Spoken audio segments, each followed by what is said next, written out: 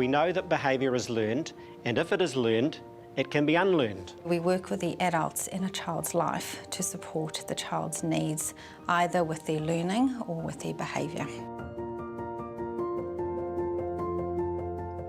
Often we hear that kids are being willful when they're engaging in inappropriate behaviour, but it's not so much willfulness as purposeful.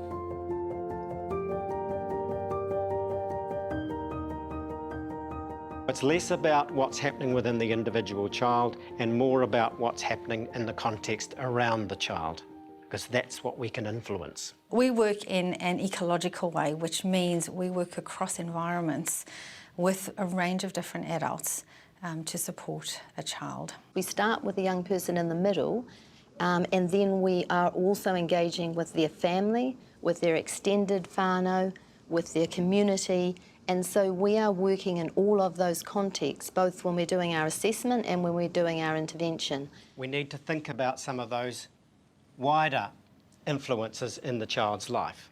School or early childhood facility. Nowadays, children's behaviour is so much more complex than it used to be because of the way society has developed.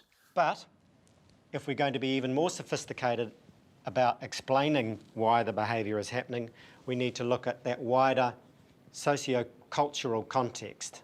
Perhaps they're living in poverty. Perhaps they're not sure about where the next meal is coming from.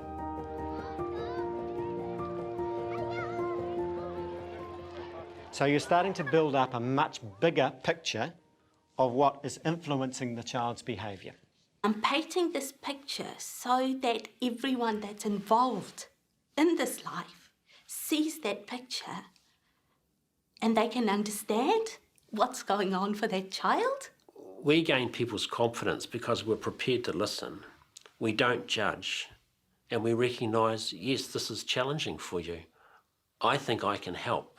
This is how best I can help. Can I ask you a little bit more about what disruptive behaviours look like in the classroom? Some of the challenging behaviours that I'm seeing is just the physical touching to other students, so that's been a really big concern. When we can build up that bigger picture of what influences the negative behaviour, it also provides us opportunities to think about how we might provide some opportunities for the child to practice the positive behaviour. As educational psychologists, we start off working with what children can do and not with what they can't. When they're practicing that positive behaviour, we can come in with positive acknowledgement, which then becomes an antecedent in itself, increases the likelihood of that pro-social behaviour happening. Some days something will take and he will become really interested in something, and that could be like the Lego. A strength-based approach means that we're really seeking from the family and the young person what are the strengths that the people in the family and the young person have, and we're going to use those as the basis of any intervention work that we do. Teachers are not trained to diagnose things like dyslexia or dyspraxia or any of those things. With the support of an Ed Psych, we can look at developing a program that can support the child in the home and at school. The evidence that underpins our practice is hugely significant. I found this really awesome resource about selective mutism. Okay. Evidence-based research is crucial to the practice of educational psychology. And I'm just looking at what the latest research has to say about it.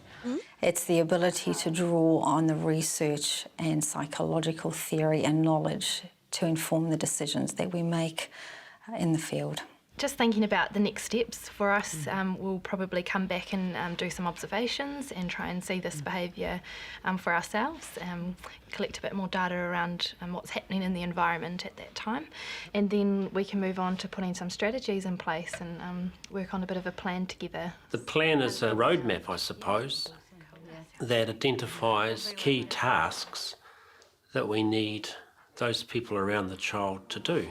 We can't change the world in a minute, but what we can do as educational psychologists is support the small growth and development of people working with children who are struggling with learning and/or behaviour.